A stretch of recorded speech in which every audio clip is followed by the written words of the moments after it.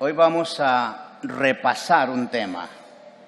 Esto es algo que ustedes ya han oído antes, que lo han estudiado antes, que lo han conocido antes, que lo practicamos una vez al mes, pero necesitamos recordarnos a nosotros mismos qué es lo que hacemos y por qué lo hacemos. Recordemos lo que sabemos acerca de la Cena del Señor. Este es el tema para hoy. Recordemos sencillamente lo que sabemos. En el libro de la primera carta de Pablo a los Corintios, versículos 11 del 23 al 32, leemos este texto. Porque yo recibí esta tradición dejada por el Señor, y que yo a mi vez les transmití, que la misma noche que el Señor Jesús fue traicionado, tomó en sus manos pan y después de dar gracias a Dios, lo partió y dijo: esto es mi cuerpo, que muere en favor de ustedes. Hagan esto en memoria de mí. Así también, después de la cena, tomó en sus manos la copa y dijo: esta copa es el nuevo pacto confirmado con mi sangre. Cada vez que beban, háganlo en memoria de mí. De manera que, hasta que venga el Señor, ustedes proclaman su muerte cada vez que comen este pan y beben de esta copa.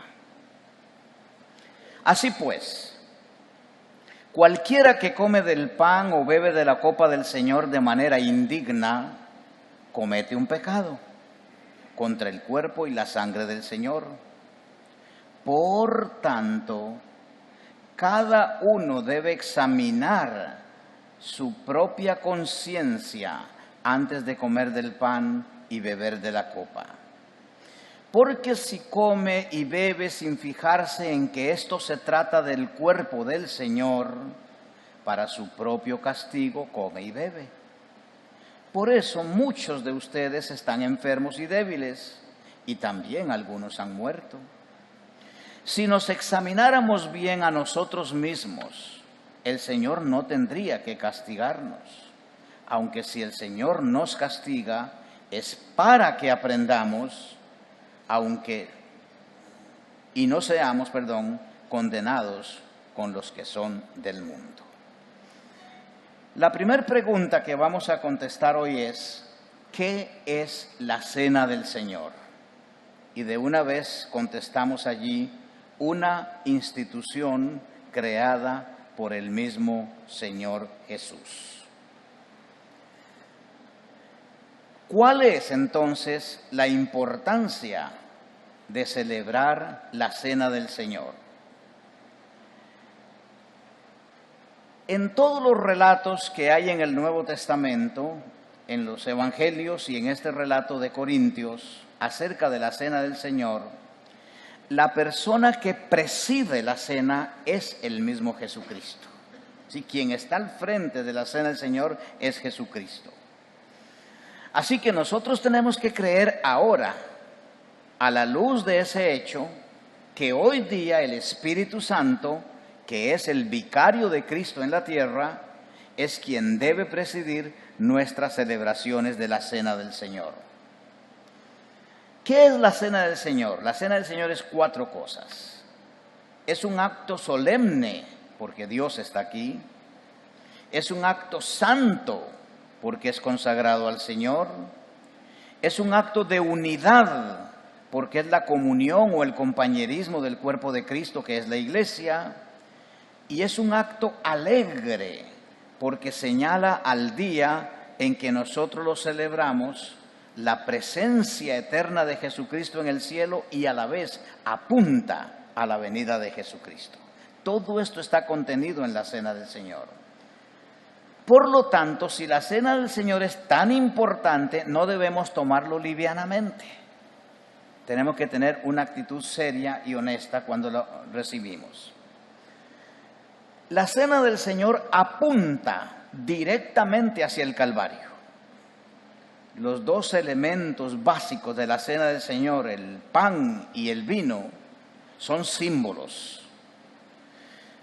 Cuando Jesús tomó el pan y lo partió, Él dijo estas palabras: esto es mi cuerpo, que muere en favor de ustedes. Hagan esto en memoria de mí.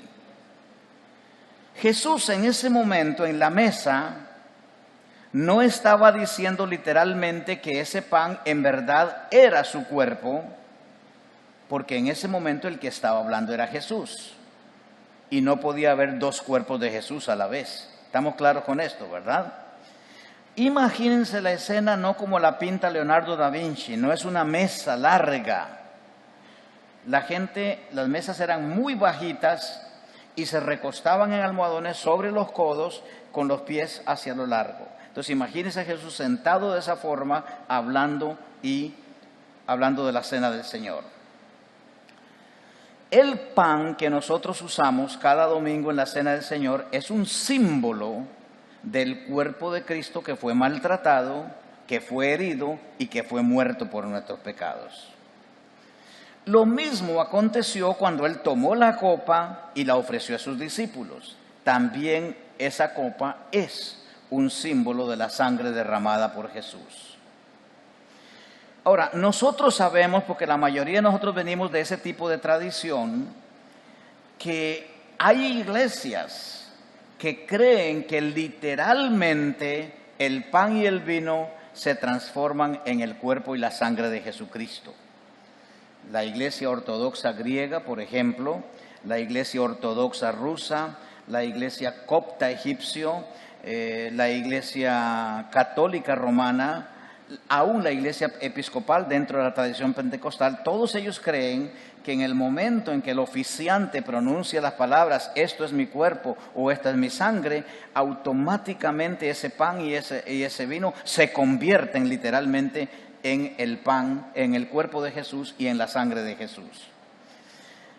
Si eso fuera verdad, eso sería un milagro. Porque un pedazo que sabe a pan, que huele a pan, que tiene la contextura de pan, es el cuerpo de Cristo. Y que un poco de vino, que sabe a vino, que huele a vino y que tiene la contextura del vino, es la sangre de Cristo. Eso sería un milagro. Pero cuando usted estudia en la Biblia los milagros que hizo Jesucristo, los milagros de Jesucristo eran reales, no eran apariencias. Es decir, no parecía que el cojo se sanó, no, sí se sanó. No parecía que el ciego miraba, no, sí miraba. No parecía que el mudo habló, no, sí hablaba. Milagros reales, Jesucristo no hace apariencias. Por eso, en la cena del Señor, el pan sigue sabiendo a pan, tiene la contextura del pan, tiene la forma del pan, y el vino sabe a vino y tiene la contextura del vino. Si no fuera vino y fuera sangre, nadie se emborracharía. ¿Lo explico por qué? Porque Pablo le dice a los corintios, algunos de ustedes vienen más temprano cuando se celebra la cena del Señor, se toman el vino y se emborrachan. ¿Ve? Si no fuera vino, nadie se emborracharía, esa sería la sangre de Cristo. Pero entonces entiéndalo de esta manera, porque tenemos que ser a veces inteligentes y lógicos al entender la Biblia, para que sepamos lo que Dios quiere decir. Otra razón para saber que estos elementos son símbolos y que no son el cuerpo y la sangre literal de Jesucristo, es que Jesús dijo, hagan esto en memoria mía. Uno no hace un acto de memoria por una persona que está presente. ¿No es cierto? Yo no me sentaría a la par de uno de ustedes y le diría, mira, en este momento te estoy recordando. No, yo no te estoy recordando, te estoy hablando. Estoy contigo, te estoy hablando, te estoy tocando. Entonces, uno hace algo en memoria de alguien que no está presente.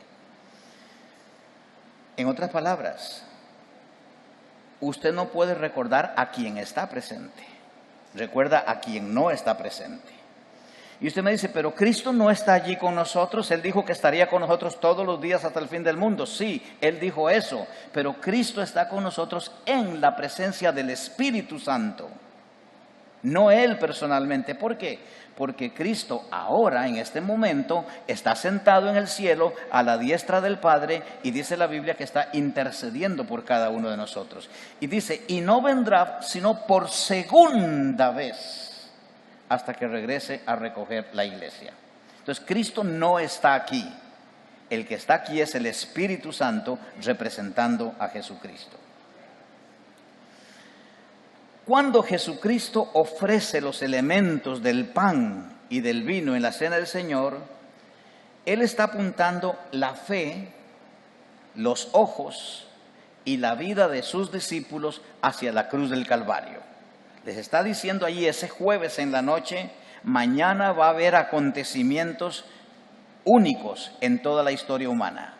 Mañana ustedes van a ser testigos de algo que nadie ha visto en toda la historia de la humanidad. En ese momento Él apunta hacia la cruz del Calvario. Así que ambas cosas, tanto la muerte como el derramamiento de la sangre de Jesucristo, culminan en el monte Calvario. Segunda cosa que vemos hoy. ¿Qué significa participar de la cena del Señor? Ustedes participan, ustedes comen el pan, ustedes beben de la copa. ¿Qué significa participar de la cena del Señor? En primer lugar, la cena del Señor es un hecho histórico, es algo que ocurrió realmente. Y voy a leerles un texto muy interesante, Marcos 14 del 12 al 14. El primer día del festival de los panes sin levadura, cuando se sacrifica el cordero de la Pascua, los discípulos de Jesús le preguntaron, ¿dónde quieres que vayamos a prepararte la cena de la Pascua? Acuérdense que Jesucristo no tenía casa, no tenía ni siquiera dónde recostar su cabeza. Entonces la pregunta es, ¿dónde quieres que vayamos a prepararte la cena de la Pascua? Así que Jesús envió a 2 de ellos a Jerusalén con las siguientes instrucciones. Al entrar en la ciudad, se encontrarán con un hombre que lleva un cántaro de agua. Note estos detalles. Síganlo. En la casa donde él entre, díganle al dueño, el maestro pregunta, ¿dónde está el cuarto de huéspedes para que pueda comer la cena de la Pascua con mis discípulos? Da la impresión de como que ya Cristo tenía arreglado el asunto con ese hombre. Pero ¿por qué menciono este pasaje? En primer lugar, esto ocurre en la ciudad de Jerusalén en la misma semana en que Jesucristo es crucificado. Dice el Señor, se van a encontrar a un hombre que lleva un cántaro de agua. Los discípulos de Jesucristo inmediatamente tienen que haber hecho algo como esto. ¿Un hombre con un cántaro de agua? Eso es extraño, eso es anormal, eso no pasa en la vida de un judío. Y yo me hago la pregunta, ¿y cómo sabía Jesucristo cuál era la casa para ir a cenar? Algunos dicen, bueno, porque era Dios. No, no era por eso. Jesús conocía bien las costumbres del pueblo y Jesús quería bendecir la casa de un hombre consagrado a Dios. Ese hombre no tenía sirvientas, no tenía esclavas. En su casa solamente vivían varones. Era un esenio. Los esenios no se casaban. Por lo tanto, él tenía que tener un esclavo que fuera a traer el agua, que era oficio exclusivo de mujeres. Por eso los discípulos extrañan. ¿Un hombre trayendo agua? Jesucristo dice, yo quiero bendecir la casa de ese hombre, de ese esenio. Y la mejor manera de que ustedes sepan quién es que se van a encontrar allí en la puerta de Jerusalén a un hombre que trae un cántaro con agua. Síganlo. Cuando lleguen, dice el Señor, cuando lleguen allí, pregúntenle a ese hombre que dónde está el aposento que está preparado para celebrar la Pascua. y el hombre sabrá dónde llevarlos a ustedes allí. En la tradición bíblica lo llaman el cenáculo, es decir, el lugar donde se celebraba la cena del Señor. ¿Qué ocurrió en esa noche? Dice Pablo, yo recibí esta tradición dejada por el Señor. La cena del Señor es una tradición cristiana. Nosotros decimos muchas veces que no tenemos tradiciones. No, sí tenemos tradiciones. Y son tradiciones generadas por el mismo Jesucristo. Pablo dice, esta tradición yo la recibí, pero ahora también se las transmito a ustedes. Que la misma noche en que el Señor Jesús fue traicionado, tomó en sus manos pan y después de dar gracias a Dios, lo partió y dijo, esto es mi cuerpo que muere en favor de ustedes, hagan esto en memoria de mí.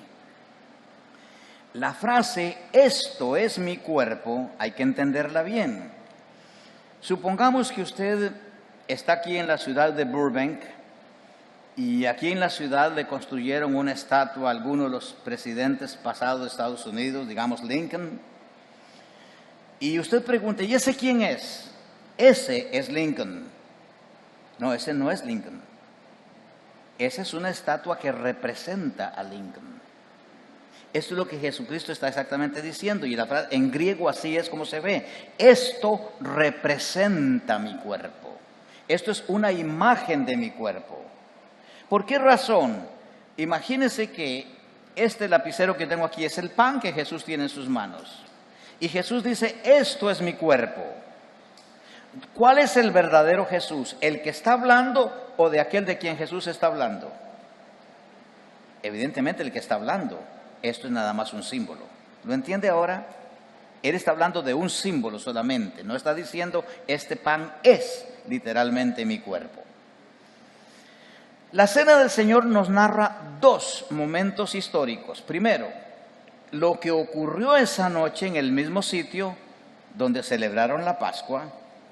Y segundo, lo que ocurrió desde el arresto de Jesús hasta la crucifixión en el Calvario. Recordemos el orden de acontecimientos. Primero Jesús anuncia que Pedro lo va a negar. Luego arrestan a Jesús. Después llevan a Jesús ante la Junta Suprema de los Judíos, el Sanedrín. En el patio del Sanedrín, Pedro niega enfáticamente conocer a Jesucristo. Yo no lo conozco, yo no sé de qué me están hablando. Y luego Jesús es entregado a Poncio Pilato, mientras tanto Judas se suicida. Jesús va a juicio delante de Pilato y allí Pilato lo sentencia a muerte. A las 9 de la mañana crucifican a Jesús y pasa 6 horas de agonía en la cruz y a las 3 de la tarde muere y finalmente sepultado. Todo esto que les estoy diciendo está contenido en la cena del Señor. Cuando usted toma la cena del Señor, todo este paquete que le estoy hablando está contenido allí. Por otro lado, la cena del Señor es un acto recordatorio. Jesús dijo, esto es mi cuerpo, que muere en favor de ustedes. Hagan esto en memoria de mí.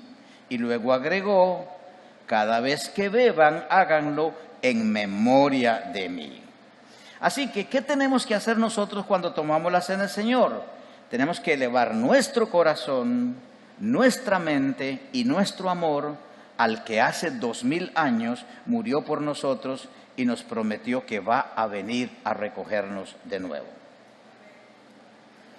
Mire, esto es como vivir en el campo. No sé si algunos de ustedes han vivido en el campo, pero cuando a uno le avisan en el campo, y recuerdo esto porque era una experiencia de nosotros en nuestra niñez, nosotros vivíamos muy lejos de la ciudad donde vivían los abuelos. Mi abuelo manejaba un Ford del año 38, imagínense si era viejo aquel carrito. La calle era angosta, casi de piedra literalmente, pero nos decían, mañana viene Papá Nacho. Así le decíamos al abuelo, Papá Nacho, Nazario se llamaba. Mañana viene Papá Nacho. Y mi hermano y yo, los mayores, nos parábamos en un balconcito de la casa con una loma, mirando hacia la calle. Y de pronto usted veía un Ford 38. Y era un carrito de color rojo. Y lo mirábamos a lo lejos y empezábamos a gritar: ya viene, ya viene, ya viene Papá Nacho. Era una expectación que se generaba en toda la familia porque el abuelo venía a visitarnos. Muy bien. Es exactamente la misma expectación que se crea en nosotros con respecto a la venida del Señor Jesucristo. Nosotros, dice la Escritura, no sabemos ni el día ni la hora.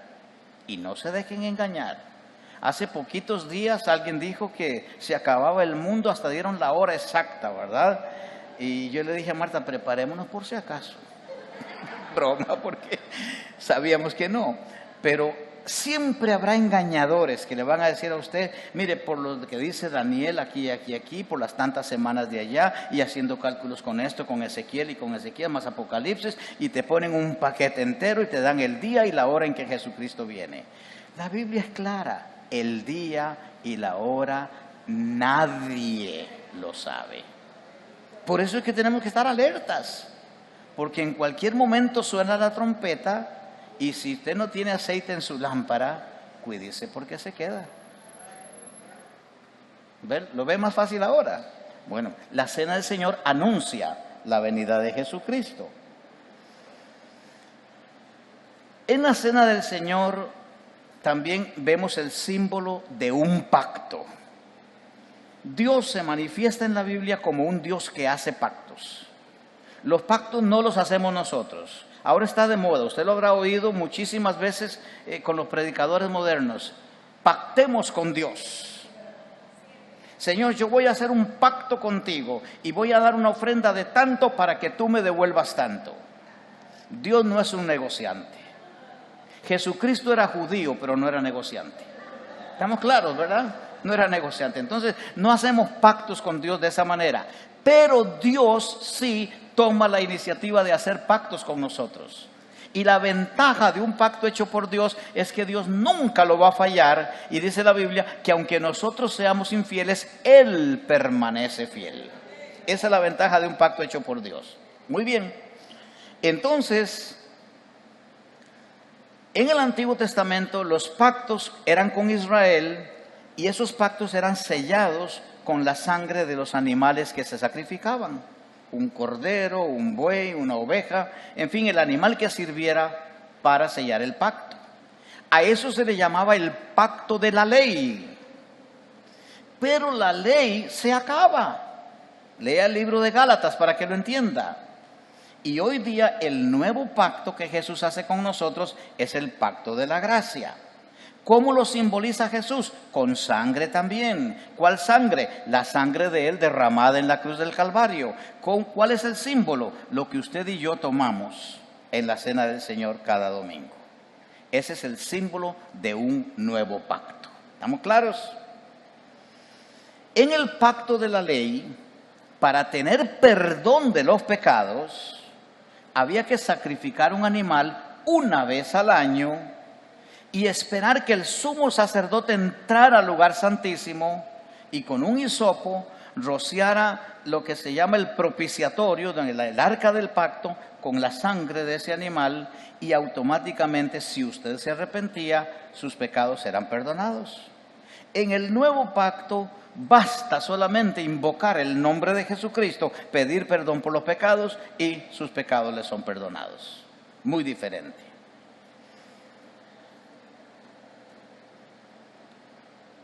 Cuando Dios, repito, hace un pacto con usted y conmigo, Dios nunca rompe ese pacto. Así que usted puede estar seguro esta mañana, segura esta mañana, de que usted recibió perdón por la sangre de Jesucristo por todos sus pecados.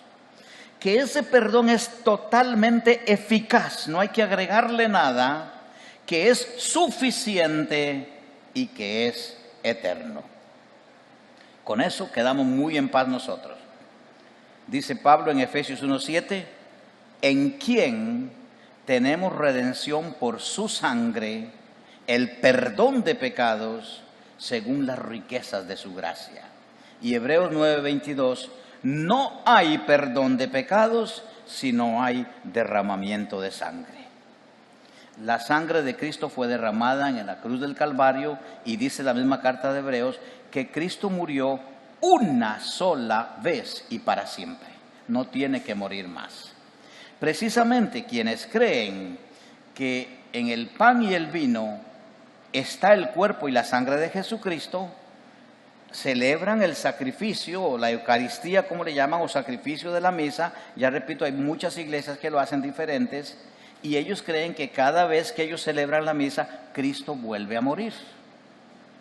Pablo dice claramente, y lo dice el autor de los Hebreos, no es necesario que Cristo vuelva a morir. Murió una sola vez y para siempre. ¿Estamos claros con esta enseñanza?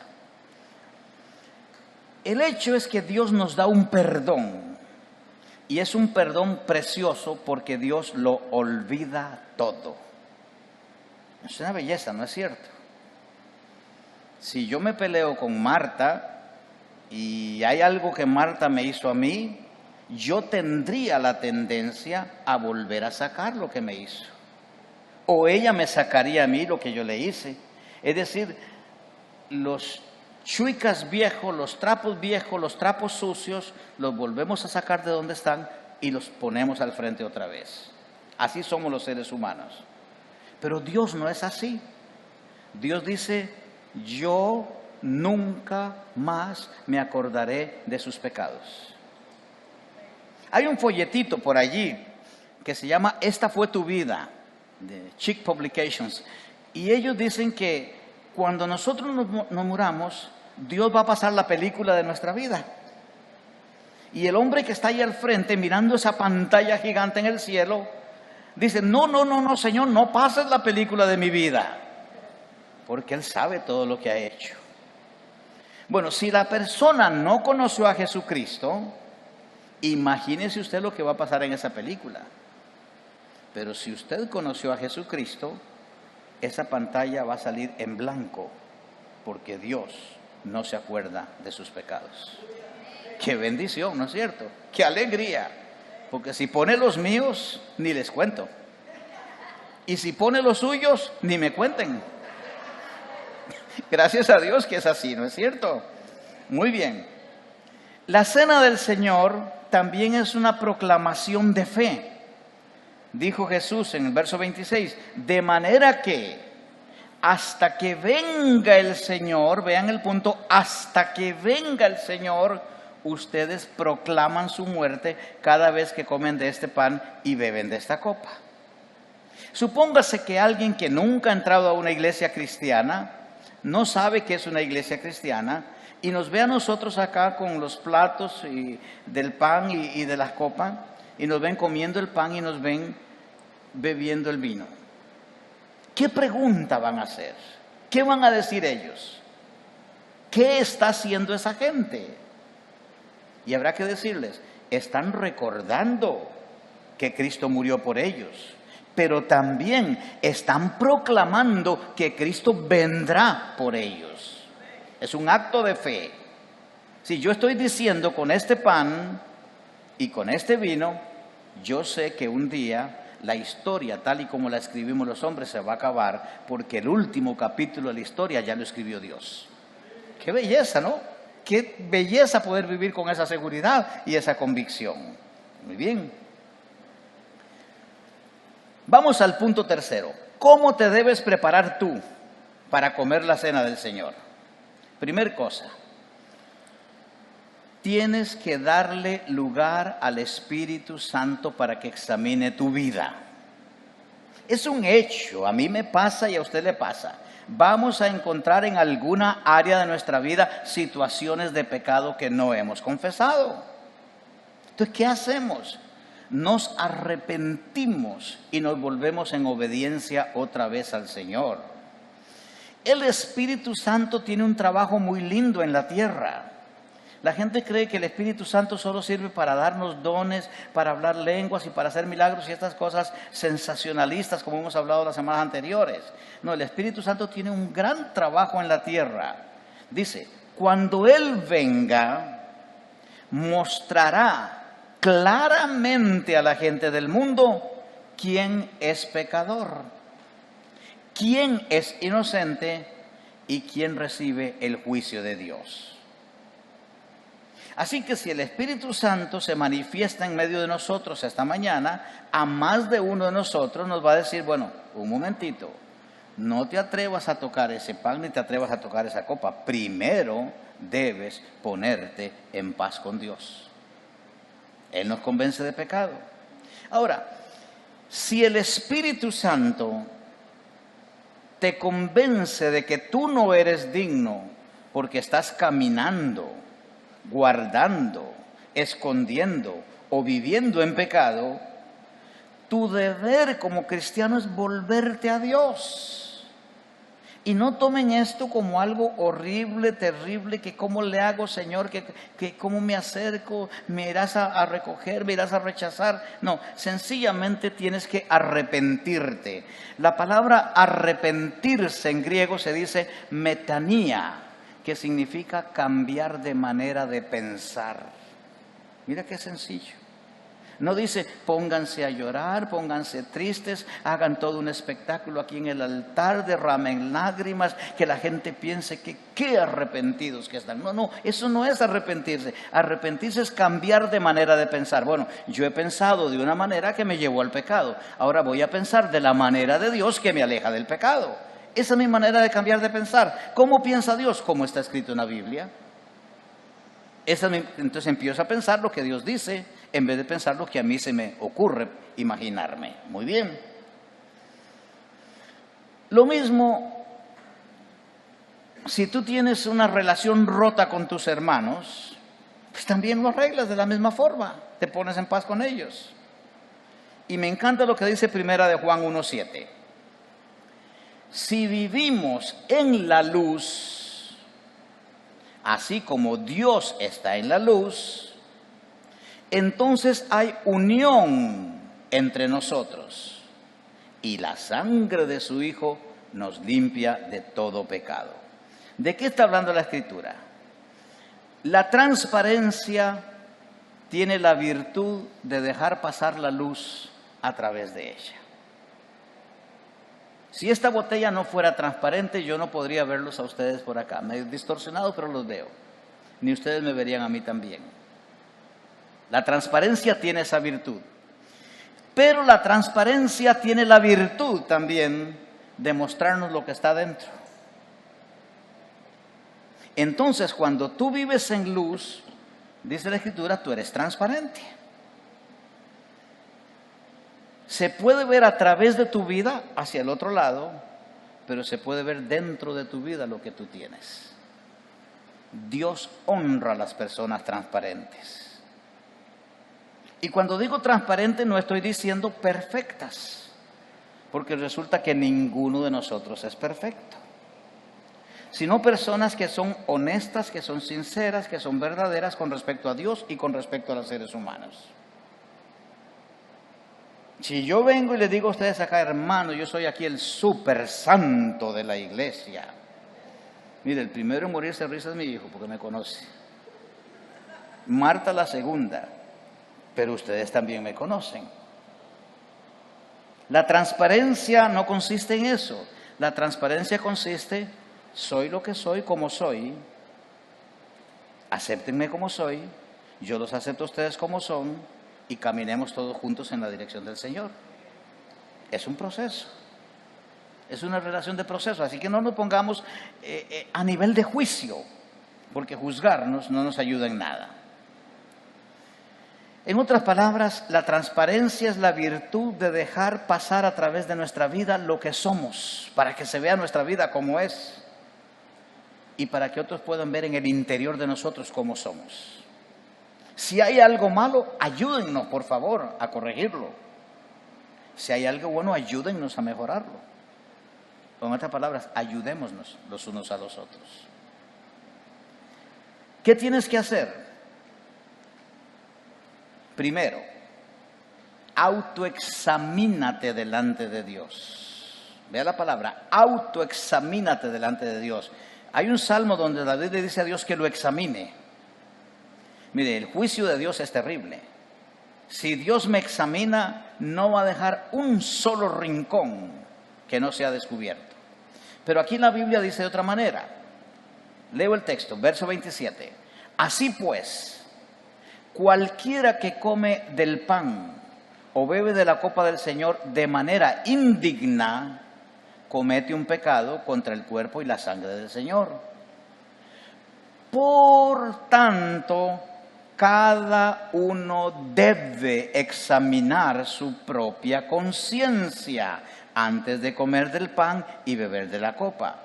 Porque si come y bebe sin fijarse que se trata del cuerpo del Señor, es decir, la comunión de la iglesia, para su propio castigo come y bebe.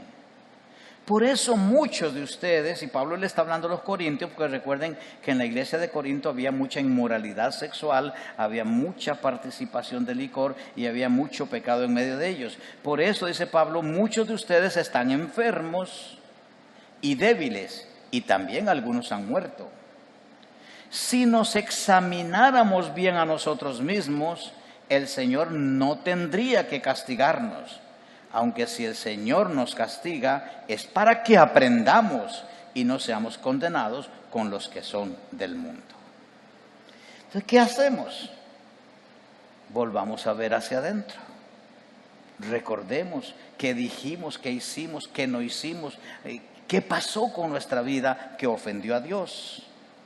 Recordemos estas cosas. Segundo,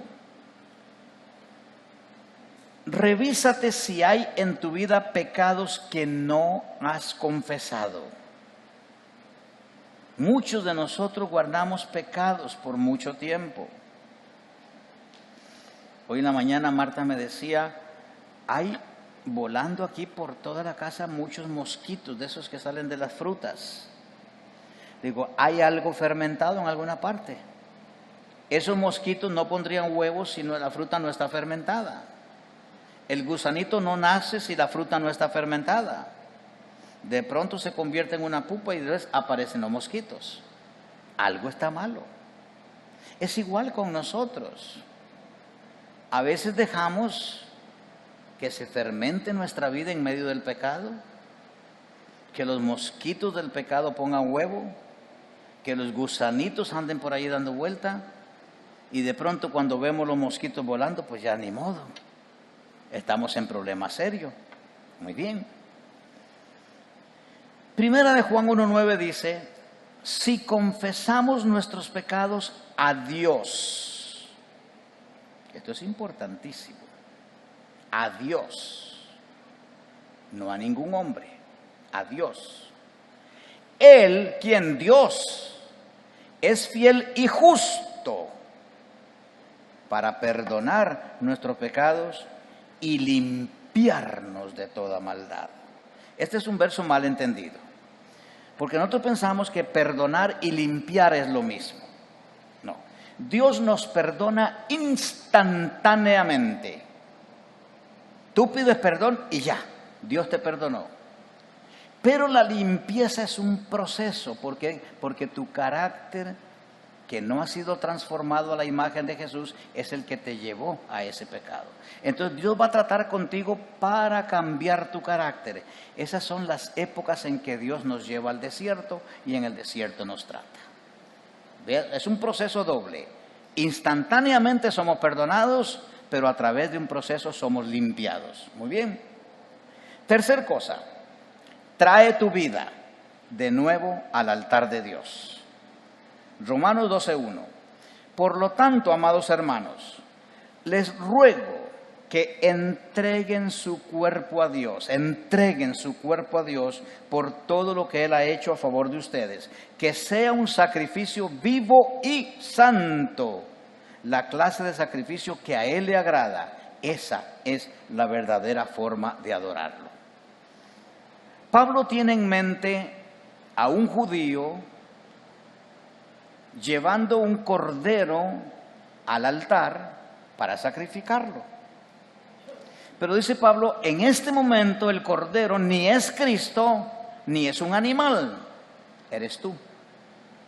Entonces tú traes tu vida y la pones en el altar del Señor y te ofreces en el altar del Señor y ahí te rindes incondicionalmente.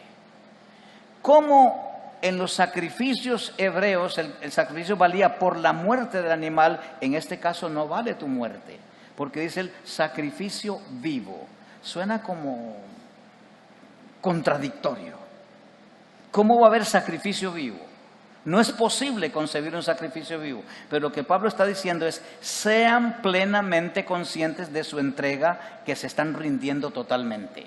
Sean plenamente conscientes. ¿A quién? Delante de Dios. Ese sacrificio tiene que ser santo. Santo quiere decir consagrado para servir. No quiere decir impecable. Es nada más consagrado para servir. Este es el sacrificio que a Dios le agrada. Y dice a la vez, además de ser un sacrificio que a Dios le agrada, es la manera verdadera de adorar a Dios. ¿Estamos claros hasta acá? En otras palabras, igual que en el pacto judío, tú traes un animal para consagrárselo al Señor. Y no les dé risa, pero en este caso el animal somos nosotros. Nos consagramos al Señor de esta manera. Muy bien. Ahora, tú no lo traes para que Dios te perdone los pecados, porque ya te los perdonó en la cruz del Calvario. Lo traes para consagrar tu vida al Señor. Cuarta cosa, restaura las relaciones rotas con tus hermanos en la fe. El Espíritu Santo tiene la habilidad de convencernos de que hay algo malo entre nosotros y un hermano. Y no se sorprendan, no se asusten de eso, eso va a pasar toda la vida. ¿Se acuerdan cuando Jacobo y su hermano, la mamá de ellos, pidió que cuando Jesucristo viniera en su reino, esos dos muchachos se sentaran, uno a la izquierda y otro a la derecha de Jesús? ¿Qué hicieron los otros? Se enojaron con ellos. Y me imagino que empezaron a criticarlos. ¿Y estos de qué se las dan? ¿Qué piensan que son? ¿Qué serán, la última Coca-Cola en el desierto? ¿Quieren sentarse a la par de Jesús? Y Pedro dirá, no, ese es lugar mío. ¿Verdad, Andrés, que nosotros vamos de primero porque llegamos de primeros con Jesús? Natanael dice, no, Jesús dijo que no hay en todo Israel un hombre más íntegro que yo debo estar allí. Y empezaron entre ellos las murmuraciones y las divisiones. Una iglesia que no tenga pleitos no es una iglesia, porque sería la sucursal del cielo ya. Mientras estemos aquí abajo va a haber diferencias entre nosotros. No se sorprendan de eso. En algunos casos, dice la Biblia, es necesario que haya divisiones para que se manifiesten los que son de Dios y los que no son de Dios. Pero en otros casos los dos son de Dios. Entonces, ¿qué hacemos? Nos ponemos en paz. ¿Cómo? Dice Jesús. Así que, Mateo 5, si al llevar tu ofrenda al altar, ¿cuál ofrenda? Tu propia vida. ¿A cuál altar? Del que acabamos de hablar en Romanos 12.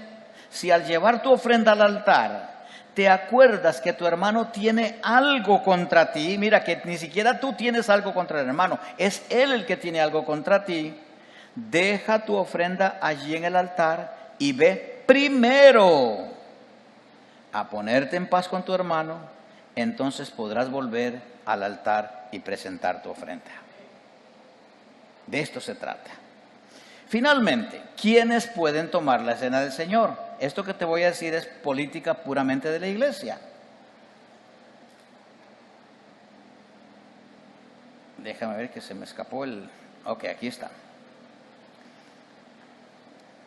En principio, cuando estudiamos la Biblia, especialmente cuando estudiamos el libro de los Hechos, nos vamos a dar cuenta que la cena del Señor era tomada solamente por los que son salvos y están bautizados bíblicamente. Así es en principio bíblico.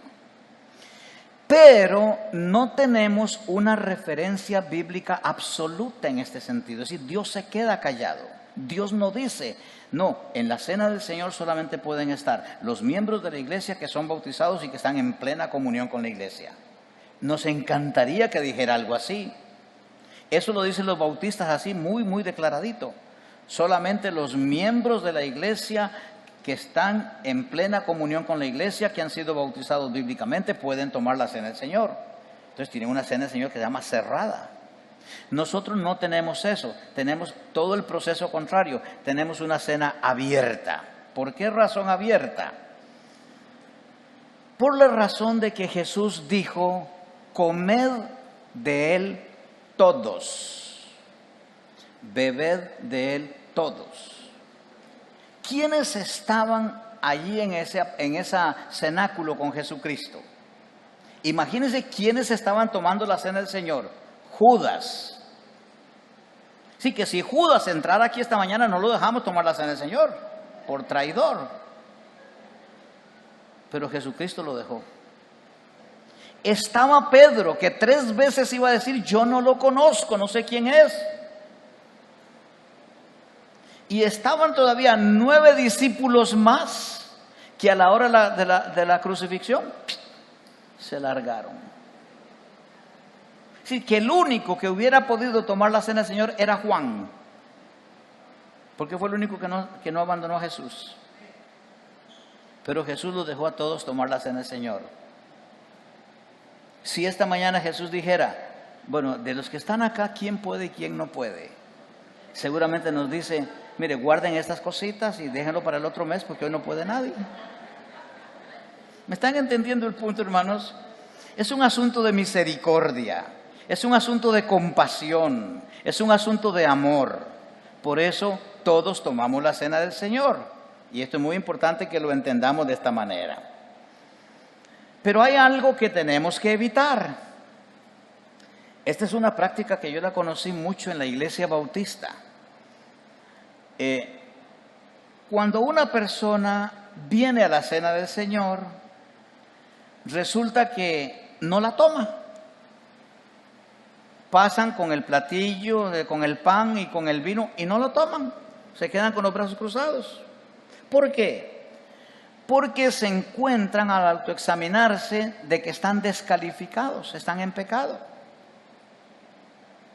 Entonces dicen ellos, yo no quiero blasfemar contra Dios, no quiero cometer un sacrilegio en contra del Señor.